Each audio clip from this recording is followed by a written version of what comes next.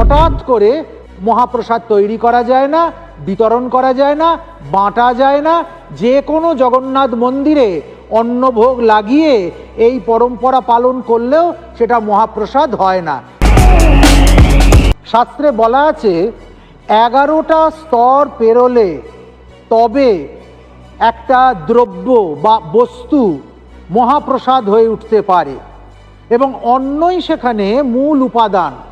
আমরা বাঙালিরা যেমন ভেত বাঙালি, ওড়িয়ারাও কিন্তু সেরকম অন্নের প্রতি তাদের একটা মায়া আছে। এই জন্য উড়িয়া গৌড়িয়া সংস্কৃতির এতখানি নৈকট্য আছে।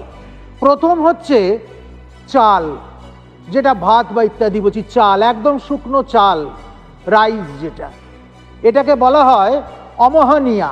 এটা প্রথম স্তর। এই অহমনীয়া যখন পাক করা হয়, রান্না করা হয়, তখন সেটা হয়ে যায় অন্ন। সেই অন্ন যখন জগন্নাথ সমীপে নিয়ে যাওয়া হয় তখন তাকে বলা হয় ছেক। এই ছেককে চতুর্থ পর্যায়ে যখন নিবেদন করা হয় বা যন্ত্রে স্থাপন করা হয়, জগন্নাথের ক্ষেত্রে কালী যন্ত্রে, বলভদ্রের ক্ষেত্রে তারা যন্ত্রে, সুভদ্রার ক্ষেত্রে ভুবনেশ্বরী যন্ত্রে এবং সর্বদেবদেবীর উদ্দেশ্যে শ্রীযন্ত্রে যখন তাকে স্থাপন করা হয় তখন সেটা হয় ভোগ।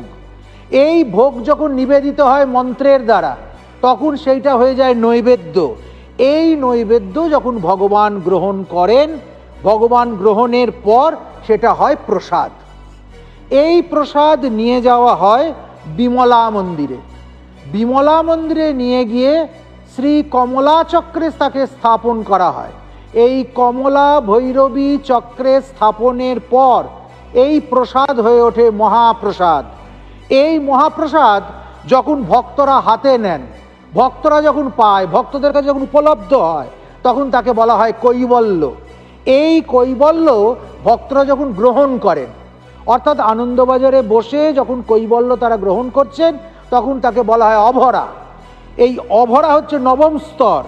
এই নবম স্তরের পর যে অভরাগুলো থেকে যায়, বিক্রি হয় না বা সেইগুলো তখনও পর্যন্ত ভক্তদের দ্বারা গৃহীত হয় না, সেগুলোকে শুকিয়ে ফেলা হয়। শুকিয়ে ফেললে তাকে বলা হয় নির্মাল্য।